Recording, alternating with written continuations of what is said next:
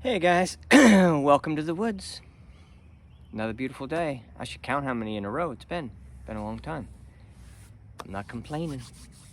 All right, what do we got today from the woods? Well, I was thinking about how I always seem to be talking about relax, let go, take some time, fit in some meditation, fit in some me time, fit in some focus on yourself and appreciate yourself. Be more conscious of your the way you talk to and about yourself, and go to your breath, of course, and get that feeling of something good in front of you, good things coming, good things happening, and that's really all that I need to say. But it's tricky to stay with that as the focus, so thought I would chat on let's chew on the trickiness a little bit. So trickiness, one, is it seems that if you see a problem in front of you, and we're trying to solve a big problem, a problem bigger than us, let's say, the way the society's run, trying to solve a bigger than you problem, it would seem that each one of us should hold our little piece. I'm going to fix this. You fix that, you fix that, you fix this, I'll fix this. I'll just keep working on this problem. This is what my aspect of life, and I'm going to fix this little problem. If I don't fix it, if I don't stay focused on fixing this problem, then the problem's just going to get bigger. And if I turn away, these other people are working on their version of the problem. We're going to all suffer, and losses will come to us. The problem will just blow up if I'm holding it down, and maybe I'm not making it go away, but I'm holding it down. That sense of things, I think, is pretty prevalent in society, that if you want to make it a better planet, we all got to do our little piece to fix the aspect of it that we can. So people feel comfortable to say, I'm doing my part, I'm fixing what I can. But I want to entertain the thought of looking at it from another perspective. What if God's source, Christ consciousness, your higher self, the future version of yourself, all these are applicable. What if that collective consciousness had already solved the problem? The problem is solved. Don't need to see a rule on the rule books. We don't need to see, you could say, well, I want to see the results of that fix. And we say you need to focus on feeling. What does it feel like to have resolved the problem? How do you know you're not in the arena of the solved problem? Because I'd feel different. I wouldn't see all this badness. And we're saying the same thing. Then look at another aspect of your environment and pick out something that feels good and start to feel good about the change that's already coming. Because it's already done. We just need to get ourselves vibrationally aligned with it, which is a weird thing to talk about, just like it's weird to talk about let a problem go and walk away from it. Now, if you say, I know this is going to blow up, let me walk away and watch it blow up. I'm watching it, it's going to blow up. That's not what I'm talking about. I'm saying the problem's been solved. I'm not contributing to it anymore, and I'm seeing and feeling mostly. Really, that's it. The fact of saying seeing is just to re-emphasize myself. That's the wrong track. It's not about seeing. It's about feeling the new version of life on planet Earth as you see it, as you want it to be. So,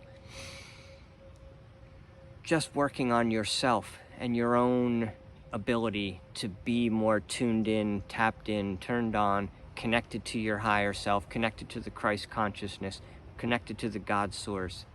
You being connected is all the planet is lacking, not you fixing a problem. If we're connected, we don't cause problems. you'll forever chase the end result of people not being connected. But you can't. So here's an important point. Let's play with this next scenario. You get yourself tuned in. You come out here in the woods and you're like, you know what? I don't really care what happens. I'm going to die someday. My health is going to, when I have a tricky day, when I am down and out and sick, I'll do what I need to do to make myself well at that time, because I've got a collective consciousness connection. I've got a soul. I've got my God source that watches out for me and watches out for everyone. There's no risk to us here. We're just pulling in this energy vibration, filling up matter, and trying to make our way and integrate and be my ego, my personality, my quirks, my everything's all part of it. It's me. It's what I need, what I want, what we are.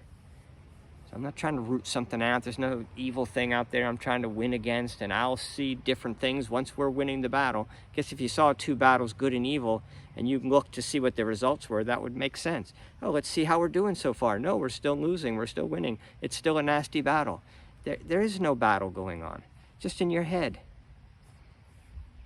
Just you letting go of that fear. There's no place for fear in the new earth. It's not part of the game. So you just know, now you know what to turn away from. That's why we have contrast on this planet. That's why we have fear. To keep us moving. Just keep moving. That doesn't feel so good. Well, then keep on moving. You move up a little bit and it all of a sudden feels good. And then after a while it doesn't feel good anymore. And you leave from there and you keep moving. You keep moving. You keep moving. Evolution. You never get it done. So, we're made in the image and likeness of God. We're heading back to God. Christ is the way. All that stuff is true.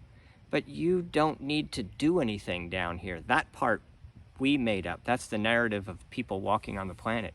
Get busy. You get busy. Go fix that. Why is this wrong? What did you do wrong? Why are you doing that?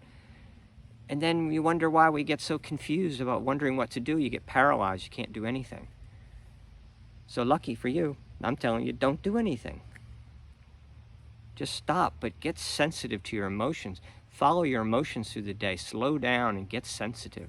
When you're sensitive to your emotions, then you have a chance of making some communication with your higher self, who's always standing at your side, guiding you in the right direction. Always will take care of you. You say, well, I've had such a hard life, or I've had so many difficulties. It didn't get me out of this, didn't get me out of that. It's your fear-based disconnection that causes the troubles in life. Troubles don't have to be there, but they give you contrast. They tell you, that's not where you belong. That didn't feel good, did it? No, it didn't. It was terrible. Why'd you do that to me? Nobody did that to you. It's what will happen if you're vibrating, if you're on par with fearful suffering. Move up. Move on.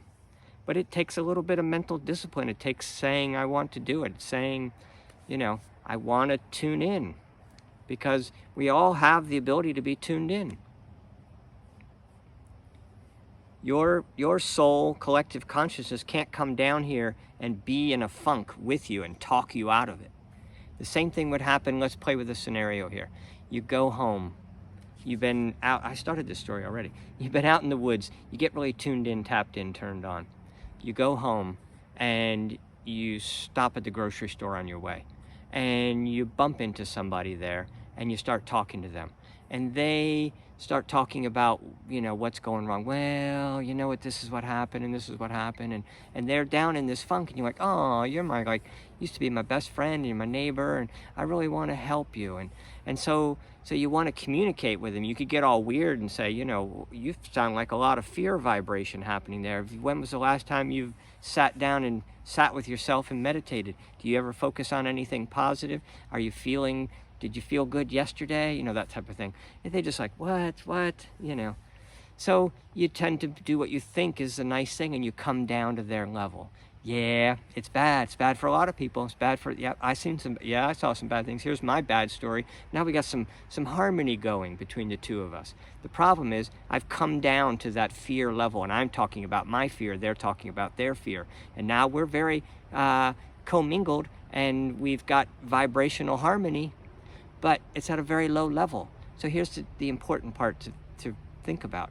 When I've come down to their level and now we've got this harmony of conversation, I can't bring them up. I can hardly get myself up. So I'm down. And maybe I fall asleep and the next day I'll wake up and I can be a little bit of higher vibration. Or maybe after I see them, I'll go and meditate, and you could go through a process to pull yourself back up, of course. But I think that we sort of just are so used to, we have to mesh our vibration with the people we encounter, unless you're going to consciously hold your love vibration no matter what you encounter. But you'll realize that what I'm saying is true. You're just going to have to leave them down there. You can't go down to their vibration and talk them up. You have to leave them down there. It's sort of what I'm saying by just turn away. It seems terrible, but by the time they yell down the aisle, the headlines, "Did you know my grandmother died?" It's like, wasn't she 90 something?